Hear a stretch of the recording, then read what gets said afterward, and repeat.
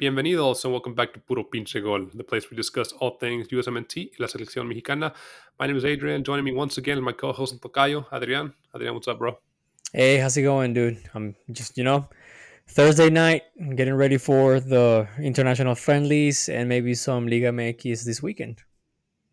Yep, we will be having two September friendlies for the USMNT this month.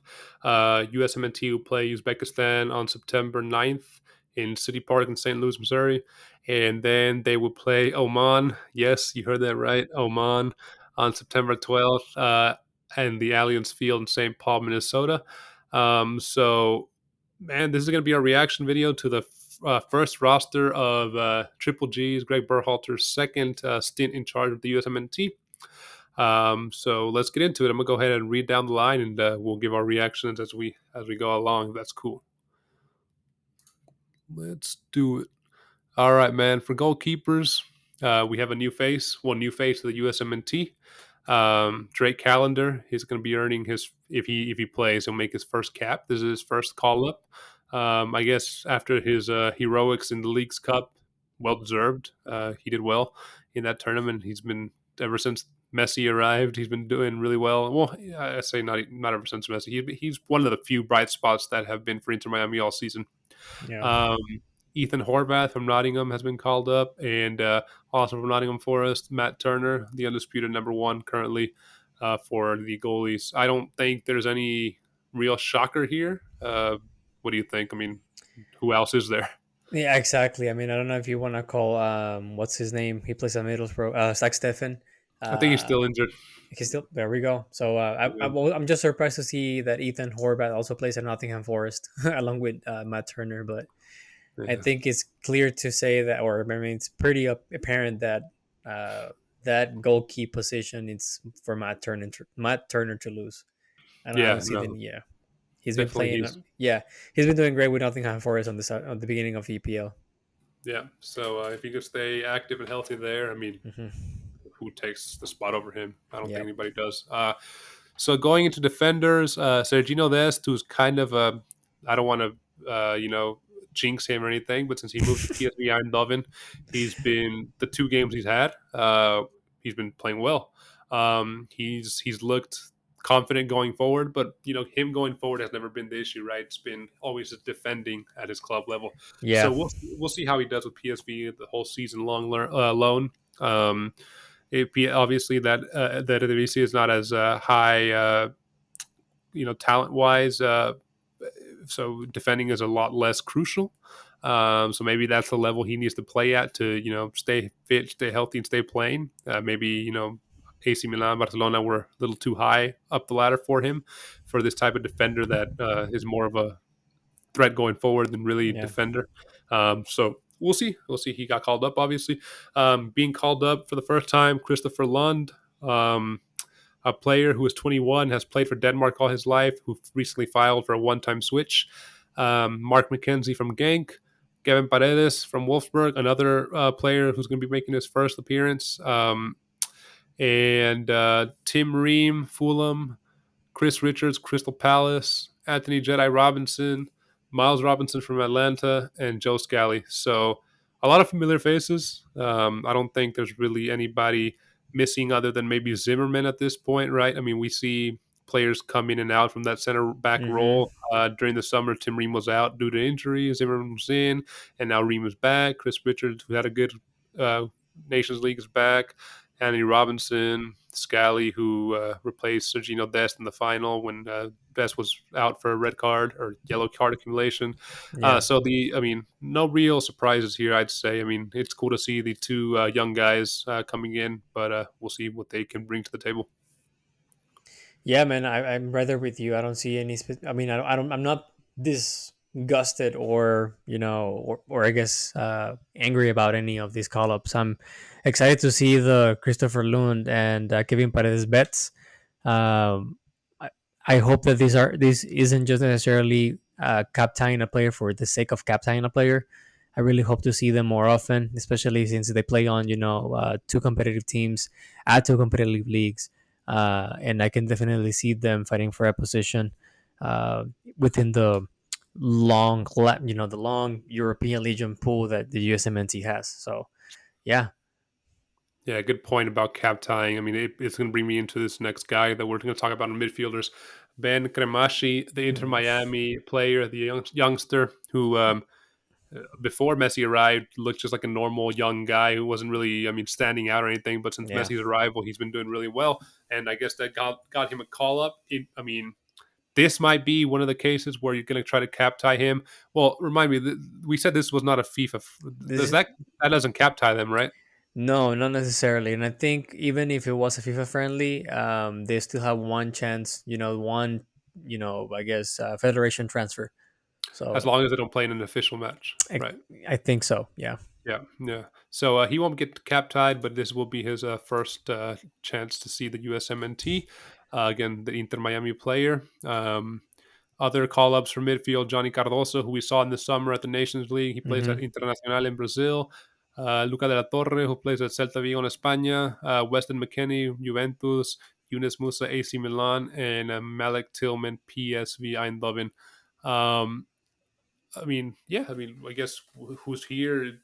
The obvious guys are here. The only missing one, I guess, that really stands out is I guess the big one, Tyler Adams, who's Yeah. still injured, right? So I mean, Johnny Cardoso, he's kind of gotten his way into the A team as a rotational player, bench Hmm. player.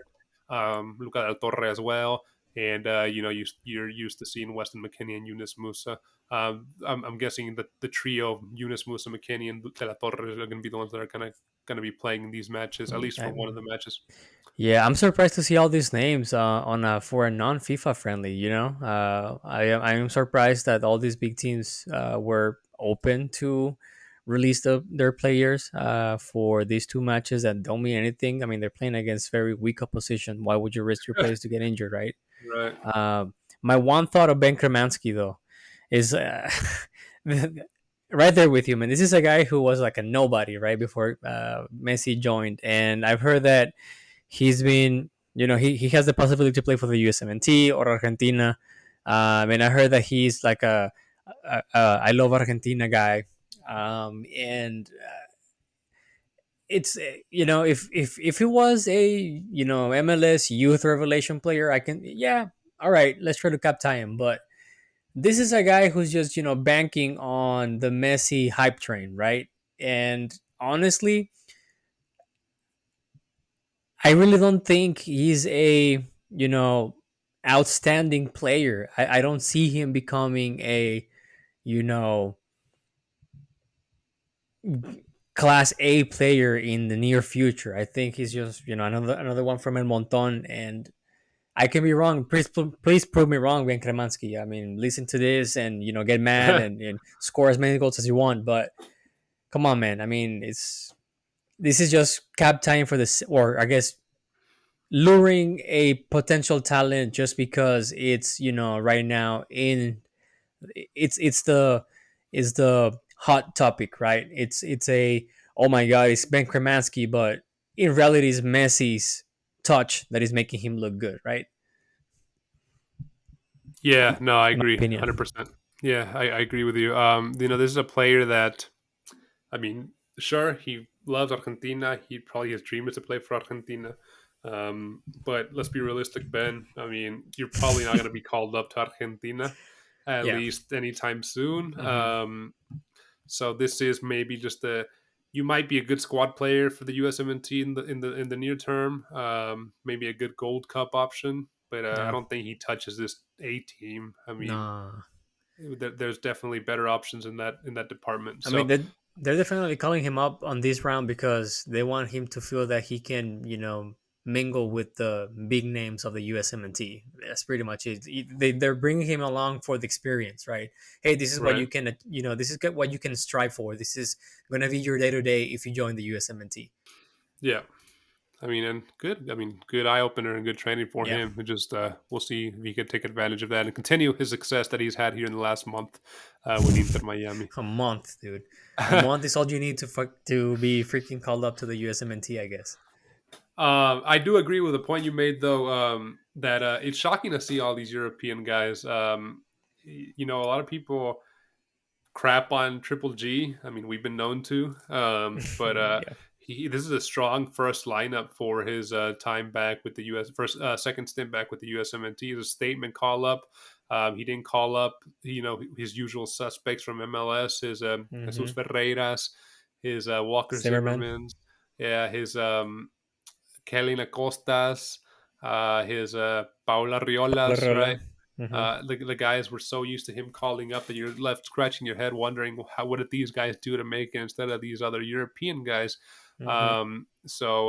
Good call ups here. There are obviously some MLS players. Another one here being a forward. Let's get through the forwards. Cade Caballo Cal from San Jose Earthquakes, who's made 8 appearances, 1 goal.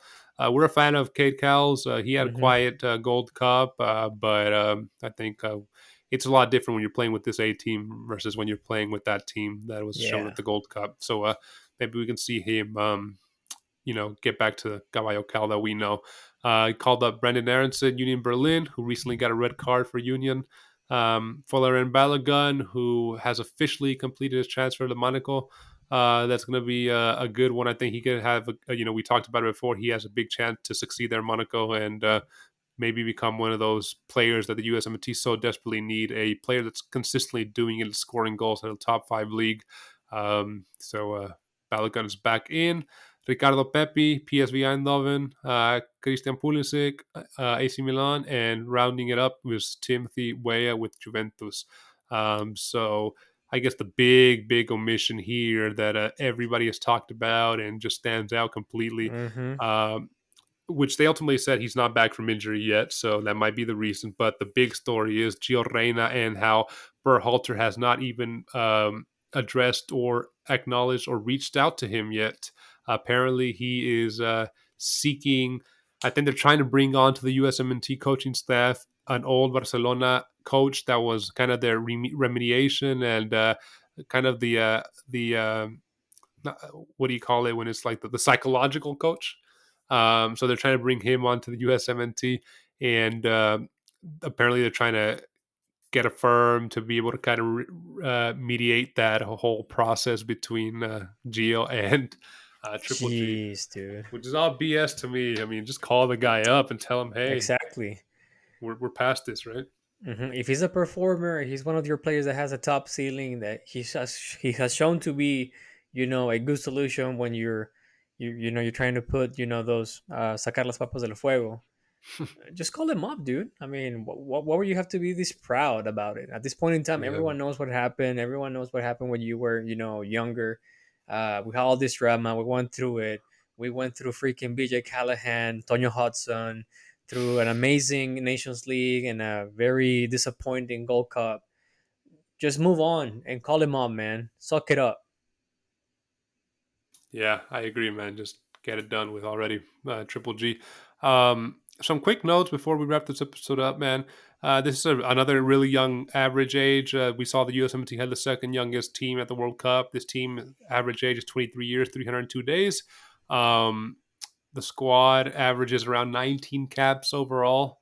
Um, 12 of the players that are back in this roster were part of the USMNT at the World Cup at Qatar. Mm-hmm. Um, and a whopping 14 of the 23 players are aged, or 14 of the 24 players are 23 or younger. So, very, very young team and very already experienced team and European based team. So, we'll see what these guys are able to. I mean, never mind. I take that back. We won't see what these guys are able to. These are very easy matches. Yeah. But it'll be nice to see them back together after the Nations League and not having to see the C team from the Gold Cup. We all know this is the real team. It's always fun to watch them play. But yeah, I mean, any other notable omissions that you think that Triple G maybe missed out on, man? Yeah, I was gonna ask you. I know. Well, we all know that Alejandro Sendejas or Alex Sendejas. My bad. It's injured, right? He's out on injury. But if he was healthy, you think he would have been called up? Uh, it's hard to say. I think he may have been called up instead of maybe a who was it? Sorry, I'm trying to look at my notes here. Maybe instead of a Cade Cowell. maybe. I Yeah. mean, I don't see him replacing Brendan Aronson, Balogun, obviously, Pepi, Weah, Christian Pulisic. So Cow is the only one that plays in his position, more or less, from those guys in the forward Hmm. role. So maybe him. But I don't know. I mean, Alex Sendejas did not help himself at all this summer at the Gold Cup. Agreed. He was somebody that was kind of in, the A slash B team, right on the fringe on that Hmm. line. And I think his performances at the Gold Cup really kind of knocked him down to maybe a B team guy now. Yeah. So I don't know. I mean, hard to say, but I really found it interesting that he didn't call up Jesus Ferreira. Honestly, that's kind Yeah. of like the third striker, but That is it is what true. it I is. mean, he sure loves Jesus Ferreira, but uh, I'm gonna take whatever I can, man. I mean, this is kind of a win for PPG, if you ask me. Yeah, I agree. I mean, the only thing that would have made it better was to have Derda Haji right in. Yeah, yeah, I agree. Oh well, next time can't have Hmm. it all, man. I know. Um, Adrian, man, as we wrap this up, dude, where can our listeners find us? Man, they can always find us on YouTube. Don't forget to subscribe, hit the like button, and turn on the notifications. You can also find us on Apple Podcast, Spotify, or wherever you get your podcast on. Last but not least, you can also find us on Instagram and Twitter at Puro Pinche Gol. We post stuff every now and then. Yep, we post stuff every now and then, so make sure to check us out, and for sure let us know in the comments below. Were there any noticeable omissions that you think Triple G left out of the squad, or any that we missed? Any inclusions that surprised you? What do you think Triple G should do regarding Gio Reyna? How do you find a solution to that? Because we're all needing that solution ASAP. Yeah. So let us know in the comments. We're definitely always liking interacting with you guys there. So Adrian, man, it's been another good one with you, brother. I'll see you in the next Always one. a pleasure, man. Take it easy. Likewise. See you, bro.